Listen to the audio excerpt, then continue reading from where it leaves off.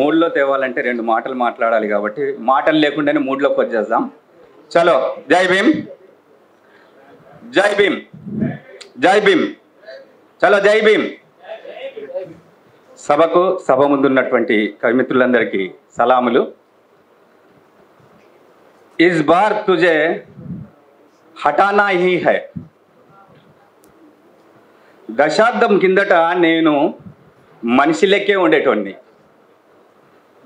నవ్వేవాడిని, ఆలోచించేవాడిని, మాట్లాడేవాడిని, చర్చించేవాడిని.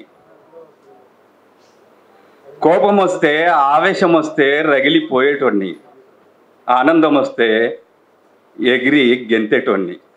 రోగం వచ్చినా, ఇంట్లో ఎవరికైనా ఆపదొచ్చినా చుట్టుపక్కల అంతా మనవాళ్ళే అనే ధీమా ఉండేటోడిని. ఎవరినైనా రమ్మంటే నువ్వు ముస్లిం అని, ఎవరినైనా రమ్మంటే నువ్వు ముస్లిం అని, నేను హిందూ అని వేరే ఆలోచనే లేకుండా వెంటనే ఉరుకొచ్చేటోళ్ళు. సహాయం అడిగితే వాళ్ళతో కాకుండా చేయటానికి తెగ ఆరాటపడేటోళ్ళు.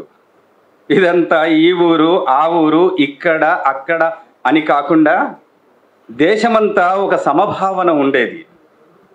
దేశ స్వాతంత్రం కోసం అన్ని మతాల అమరవీరుల ప్రాణత్యాగాల భారతవనం కదా ఇది.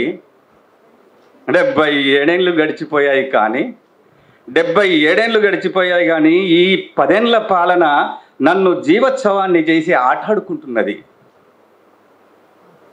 ఏమంటూ మెల్లగా మెల్లగా బురద పువ్వు ఒకటి వికసించి విస్తరించి 10 ఏళ్లుగా పరిపాలిస్తుందో అబద్ధపు ప్రచారాల దశాబ్దం, అవినీతి దశాబ్దం. ప్రజలను దేవుళ్ళ పేరిట, సంస్కృతి పేరిట, కులం పేరిట, మతం పేరిట, జాతి పేరిట, పరాయిల పేరిట విడదీసి రెచ్చగొట్టడం. దేశభక్తి పేరిట మతోన్మాద మూకల్ని చేరదీసి పెంచి పోషించి మహిళలపై అత్యాచారాలు, హత్యాచారాలు. దళితులు, ఆదివాసులు, మైనారిటీలపై దాడులు, మారణ హోమాలు. ఎదురు తిరిగిన వారిపై బుల్డోజర్లను నడపడం. మేధావులు, సామాజిక హక్కుల ఉద్యమకారులకు భయపడి భయంకరమైన అండాసెల్లో అన్యాయంగా నిర్బంధించిన నీ నియంత పాలన ఇండియాలో చెరిగిపోని చెత్త చరిత్రనే రాసుకున్నది. మనుషుల పట్ల, సమసమాజం పట్ల దయలేని, బాధ్యత లేని, ప్రజాస్వామ్య విలువలేని నిర్లక్ష్య పాలన. రాజ్యాంగం సాక్షిగా అని పలకడం రాని దద్దమ్మలు కూడా రాజ్యాంగాన్ని మారుస్తారట.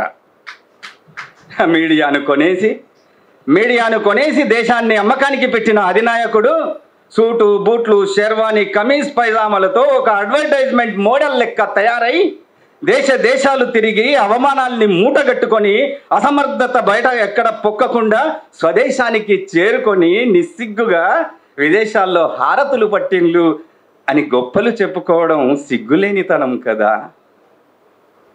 ఆవు పేడతోని, గోమూత్రంతోని కంపు కొడుతోంది రాజ్యం. కంపు కొడుతోంది రాజ్యం. కరోనా వచ్చింది పోయింది కానీ అంతకంటే అధ్వాన్నం చేశావు పేదవాడి బతుకును. ఇప్పుడు ఏమన్నా కానీ నెత్తి మీద పిడుగులే పడని, కాళ్ళ కింది భూమే కనిపించని ఇస్ బార్ తుజే హటానా హీ హై, దేశ్ కో బచానా హీ హై. ప్రజలకు రాముణ్ణి చూపి గుడి కట్టినంత సులువు కాదురా. రాజ్యాంగాన్ని మార్చడం. Thank you.